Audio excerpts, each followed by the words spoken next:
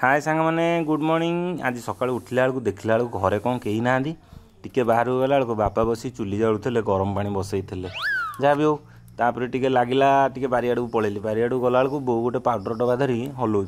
अरे कौन कौन ये बो कह कि कहना ये औषध औषध से फ्रेश होगी घर को आसला बेलू आम धर्मपत्नी बनई देते आम टिफिन आनी पहुँचाईदे आम पाखे टिफिन खाईदेलु।